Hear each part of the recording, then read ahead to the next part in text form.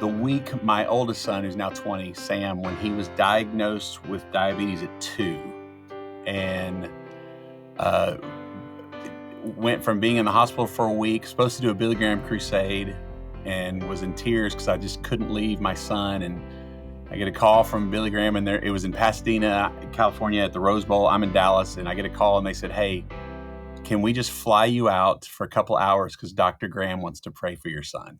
Oh, wow. And I had my whole family was my son, and so they sent a plane, picked me up, flew me out to the Rose Bowl. I walked out, and there's 100,000 people already in the stands, and we get up onto the field, and there's a stage with 2 of these kind of covered tents on both sides, and one side has all this media and security, and it's like a big to do, and then the other side's empty. And this handler walks us to the wrong side, the empty side. I'm like, we're going to miss, like, he's over there. What are they doing or whatever? And so we're just sitting there watching all these people interact with somebody.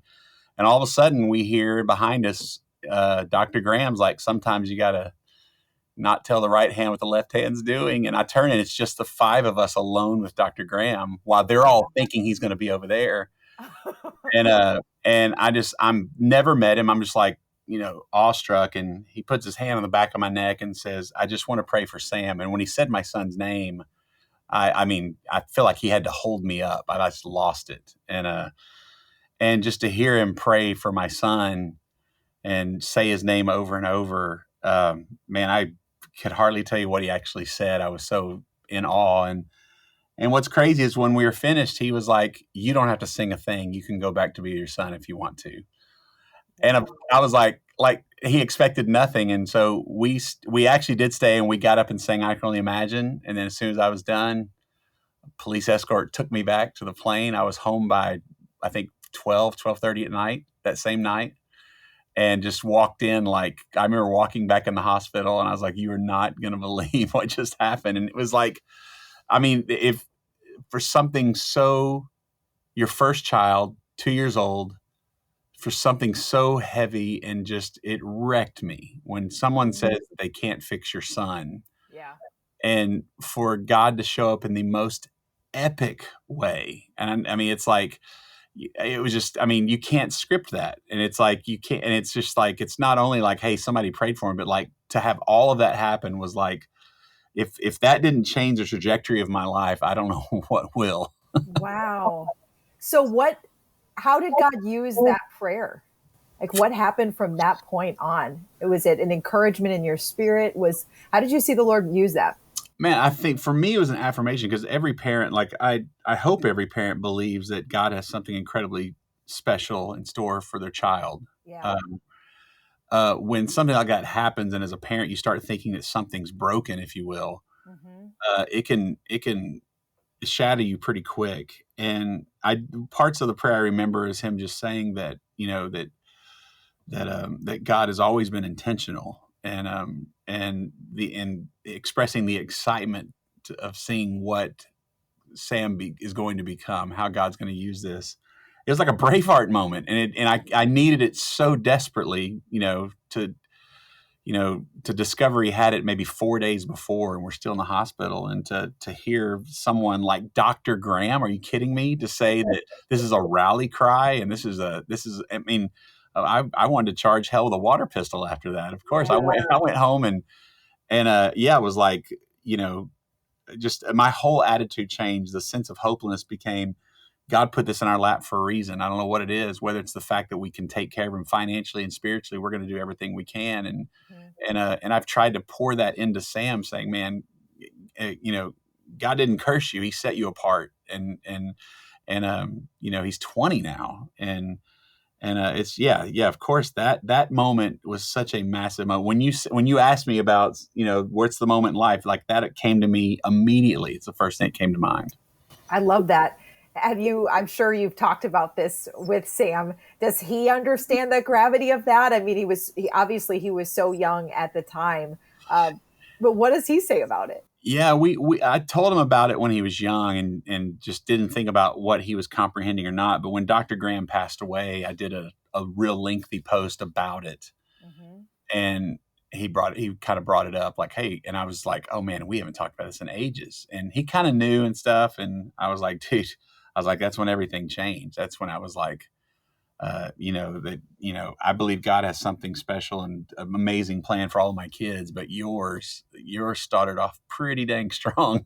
And yeah. And so, and he was just like, for him, it was more of him comprehending. Like one of the things I tell my kids a lot is that I was in an airport years ago, and some diplomat from some country in Africa was walking through, and everybody started stepping aside like it was royalty.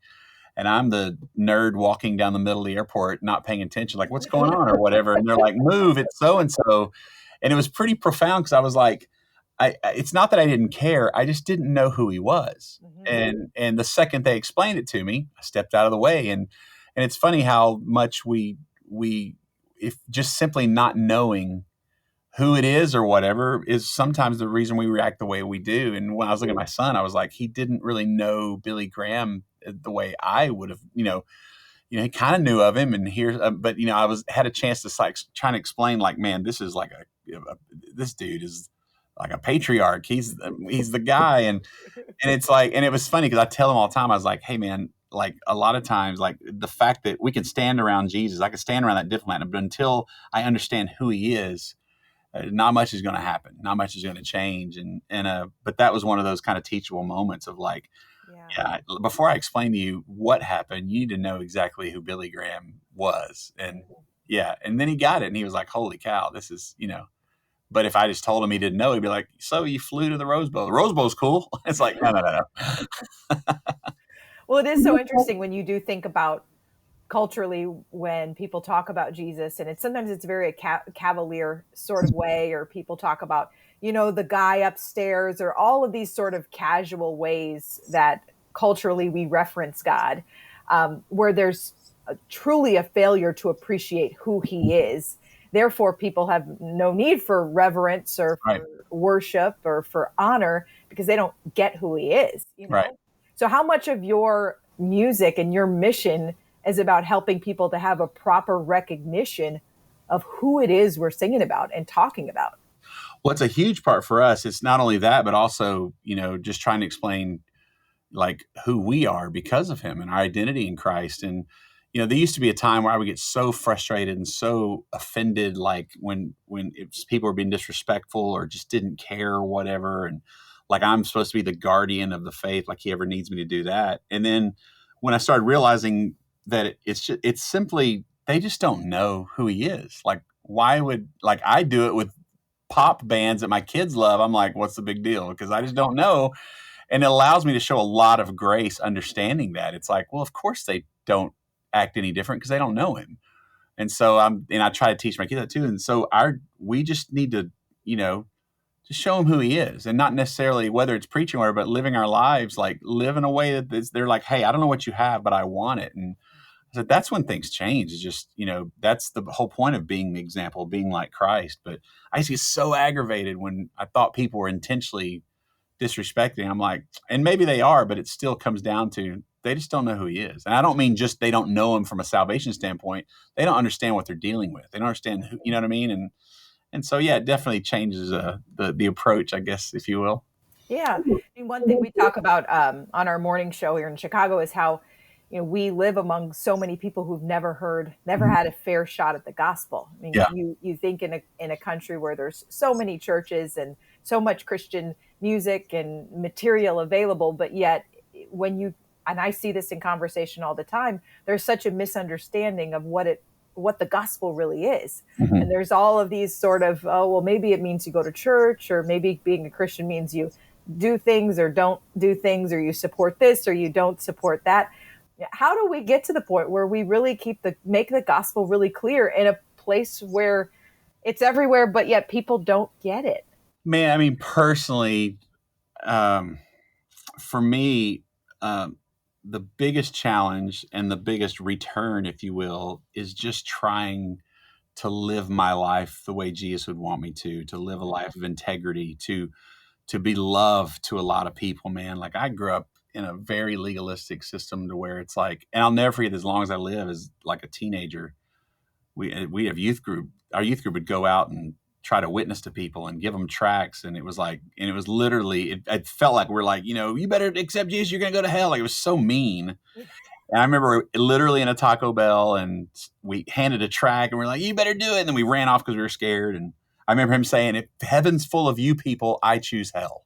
Ooh. And I was like, what in the world are we doing? And so I've never forgotten that. And it's like, and so, to love people the way Jesus would and does, and to make I would way rather have somebody go, there's something different about you. What is it? Than have the $1 million sermon and be able to do that kind of stuff. I don't know. It's just by example is the biggest thing in my personal experience is like, it's time, it's community, it's walking with them and not just, crossing paths with them and showing them that, hey, I'm there for you. And, no matter what, I don't care what you believe, I'm there for you regardless. And those are the things I think that pay off more than anything. Yeah, no, with I Can Only Imagine, and then the success of your movie, so many people now are very, very familiar with your story. Do you find that makes it easier or harder? Do people now hear your music or approach you with this different expectation now that it's kind of all out there through the book and the movie? Or does that actually make it easier? I would say it's a little and in both at times. Like the easier part would be that we had a lot of success with Imagine, like in early 2000s, and it went to mainstream, and we kind of had this moment where it was like, we're doing this church show, and then we're doing Jay Leno, and we're going back, and we're doing so many shows. And then I can't say that we ever just knew to slow down and enjoy it. Like some parts I wouldn't wish on my worst enemy. And then the movie thing happened years later, and didn't know what was going to happen. And when all that stuff happened, we had the wisdom to realize, hey, let's slow down. Like we're in overtime, and it's just enjoy it. And so, yes, it's been cool. It's just, after years later, people definitely approach me and will bring it up. And it just depends on where my headspace is. Sometimes I'm like, man, this is awesome. And then sometimes it's like, I just need to turn the switch off just for a second and not be on all the time. So it depends on what day it is. Most of the time it's awesome. Like, and the hard one, like if I'm at the airport about to go to show, whatever, it's great. Or if it's a day or whatever, when I'm home, and like we take all summer off, and there'll be moments like I'm in a grocery store with my kids, and they'll stop, and I'll take the time to talk to them, but I'm just like, okay, I have to remind myself, okay, be patient. Like, it's not I never want to be the guy that feels put out or whatever. But sometimes it's tough. Sometimes you just want to kind of, just flip the switch and kind of be invisible at times.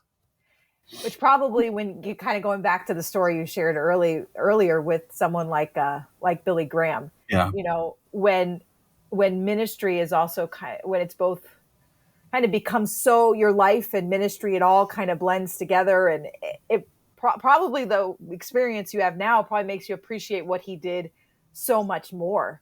Oh, no question. Right? Yeah. The fact that, what I do is so minuscule compared to the ministry that Dr. Graham had. And just the fact that he would remotely take time because, hey, they had 1,000 bands that were going to play. Hey, this band can't make it because his son, just found out he was diabetic. And I mean, a phone call, a note, any of that would have changed my life. But to go to that length, and it was one of those things to where the band was already out there. And so they just literally just flew me out to catch up with them.